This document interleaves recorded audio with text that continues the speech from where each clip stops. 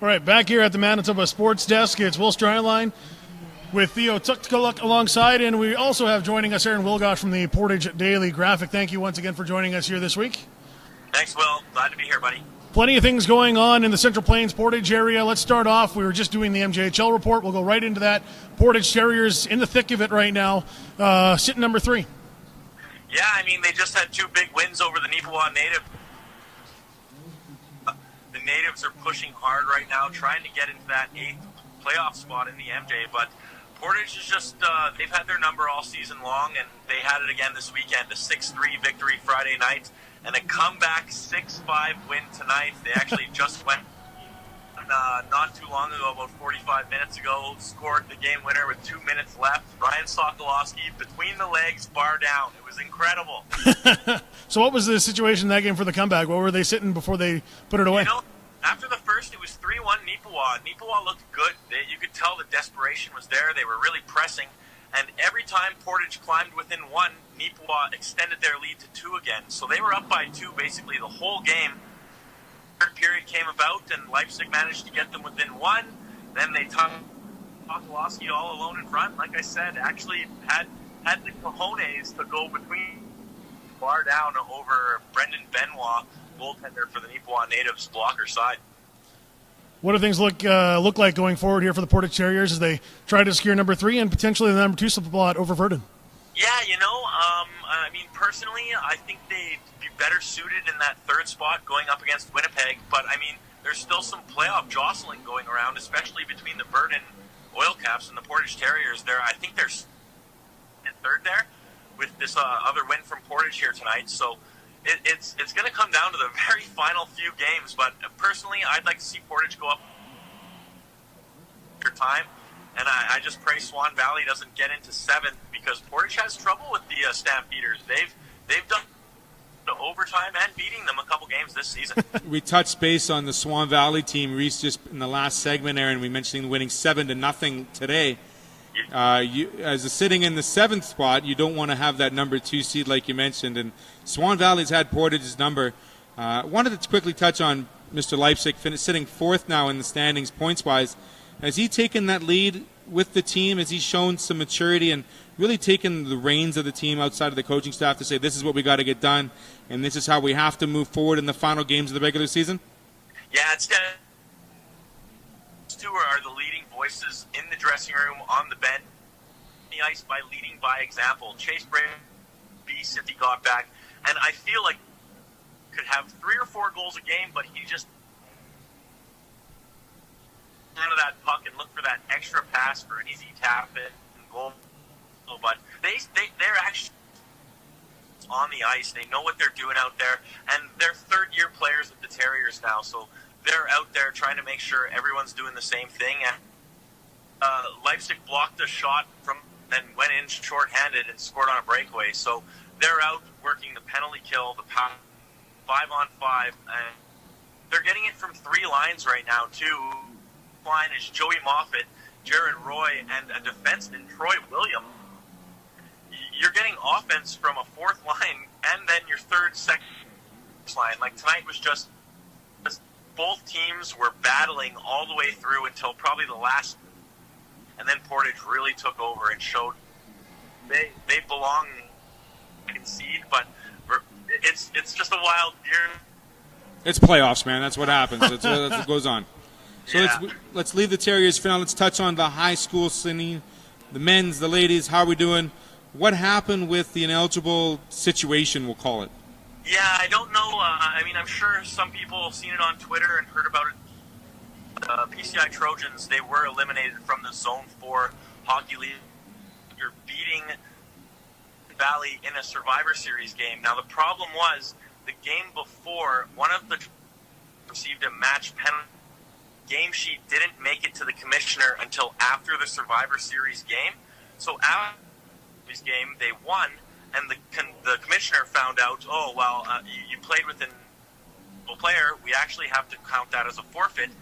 And it seemed a little bit suspect at first, but in the league rules, it says the owner coach, and you would think with a match penalty being into the game, that a coach would know a suspension is probably going to follow that, and that's exactly what happened. And unfortunately, it ended their season. It hard for the grade 12. So it's one of those situations where you want to, ask for forgiveness later, but unfortunately get caught with your tail between your legs. And what's going on with the ladies? You said the ladies are still in the playoff rounds as well? CTV division, top division. They're going up against the number 1 seeded St. Mary's Flame on Wednesday night. St. Mary's, I believe, lost 2 games. I don't have my stats in front of me, but 2 games all. The Saints took them to overtime once and then lost by a goal and then the other time they played. So this is a really good matchup I like for PCI. If they can show up and get the goaltending from Morgan Clausen and all 3 Schwaliks show up and wheel and deal, these girls, they can go all the way. And it's going to be starting Wednesday night in Winnipeg. Morgan Clausen, what can you say? Goaltender, and she's moved over to hockey and has gotten the 3 years I've been watching guy. And if she stands on her head, St. Mary's could be in trouble. All right, we can also take a look to AAA hockey because, in central Manitoba, hockey kind of rules supreme here. The Central Plains Capitals boys sitting 9th in the standings right now, 3 games left here in the regular season. What do they need to do to claim that final spot to get into the Manitoba AAA playoffs? Well, 16 goals in 2 games is a good start over the weekend. That's pretty good. Taking Southwest, the team ahead of them with 8 goals and climbing 1 point behind 9th position right now, trying to get into the playoffs, and then beating the Bruins the next night. Again, just a seriously dominant performance. The thing is, the Caps dealt with their injury struggles at the beginning of the season. October, November, they lost a lot of players. Logan Calder, Logan Rance, Tanner Boyle. They lost some really good players, and they didn't have Riley Funk at that point. So they ran into a losing skid, and it really hurt them. But they got Funk back. They got Rance. They got Calder. All 3 of them put up 5 points this weekend. 7 points in 15 games. He's without a point in 1 game for the Capitals this season. So he's pushing for an MVP case for sure. And the way that Riley Spystrup has been, the kid is just putting everything he has into his final season here with the Caps. I think he played his 108th game of AAA Hockey League against Brandon, and again had a huge game. Out on Twitter at @Wilgosh. I've got some of his saves on there. They're just insane. 3 or 4 saves in a row, and they're getting it from everyone. Head coach Brad Nijenko is thrilled. He knows that a lot of other teams are starting to run into that injury problem, and if that keeps happening and the Caps keep rolling, they just takes out Southwest so they can hop into that 8th and final playoff spot, and maybe even 6th. If you look at the standings, the Caps can even hop into 6th place with a couple of wins. Got right into the next question I was going to ask there. Where do you think they're going to finish? You get Winnipeg Wild here this week, and then you get a double up against the Kenora Thistles on the road. Well, the Wild have whomped the Caps all year. They have not had playing again. So, using that momentum, right? Everything has to be put left on the ice. You can't leave a single thing out there. You can't have any regrets. It has to happen now, because now you waited too long. There's only 3 games left. You didn't get into the playoffs. Or never. Kenora, that's another story. You go out there, you don't know what you're going to get. You might get odd reffing. You might run into a full Kenora Thistles team who's just ready to take you out and play spoiler. We know how teams love to play spoiler toward the end of the season. Doug Novak is very much a system kind of guy, and he gets his players getting to their systems every time. Yes, so I actually think the Caps will be able to pop over Pembina Valley. Pembina Valley they have a lot of injuries right now. There's a lot of turmoil going on inside of the Pembina Valley system right now, and it's showing in their game on the ice. So Pembina Valley has a couple of tough games coming up, and if the Caps can get 4 points and Pembina Valley doesn't get a single one, the Caps are going to hop ahead of them. So it's just all about riding the rails here and keeping the pedal down all the way to the end. Absolutely. You look at Pembina Valley. They play Brandon this weekend coming up, and you look at the 3 games that Central Plains faced, 2 in Kenora. Like you said, the only thing that I could see them facing is a hot Cooper Hatfield in the pipes for Kenora, but 4 to 6 points is a pretty good potential for this Capitals team, and they could jump into 6th and 7th spot, because we also know the Thrashers are kind of struggling right now too. So, I mean, from 5th to 9th, I mean, there's still lots of wiggle room there, and nothing is settled, that's for sure. Yeah, and that's what Brad Janko, head coach of the Caps, agrees with you 100% there. He believes this team is in their prime right now. They have a shot to really make some noise, and if they can just get into that final playoff spot, it'll be a whole nother season.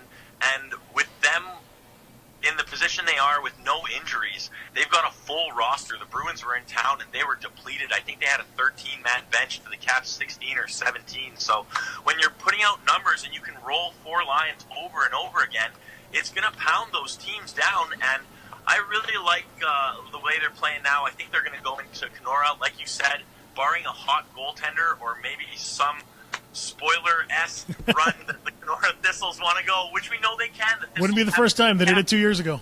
Exactly, and they've beaten the Caps this season. So don't count them out, but it's going to be a really, really exciting race to the finish here. And just to finish up here, we also had the girls AAA midget getting into the playoffs, but not going the way they wanted it to. Yeah, unfortunately, they were swept by the Westman Wildcats. They did match up well, but the last 2 games of the year, Westman actually shut out the Caps and 4-0. So they were going into the series without a goal in the last 120 minutes versus the Wild. And first period troubles. You don't want to throw anyone under the bus, but if you're not going to get goaltending in the playoffs, you're not going to go far. And 5-goal first periods in Game 1 and Game 2 absolutely cost the Capitals, because after that, they were 1-goal games. All right, anything else to add? Aaron, anything else you want to bring up from Portage for the Central Plains area? Tough year for the Portage Islanders. They finished in 6th place in the Southeastern Manitoba Hockey League, and I picked them last week to beat the Carmen Beavers in 4 games, and they were swept in 3. Zach Waldvogel went down with a knee injury. He's one of their top scorers, went down in Game 1. Renee Hunter, another key cog for the Islanders, received a match penalty, was suspended for the next couple of games. So they were down to, I think, 11 guys on the bench in Game 2. Carmen was overflowing, and they just couldn't keep up with them. So they're ready for the offseason. They're rooting for the Notre Dame Hawks, and they're going to try and add some more power up front in the offseason. Sounds good. Aaron, thank you very much for joining us here tonight. Thanks, guys. Fun as always. Always. Aaron Wilgosh with the Portage Daily Graphic. We'll be back in a couple minutes here on the Manitoba Sports Desk with Will and Theo.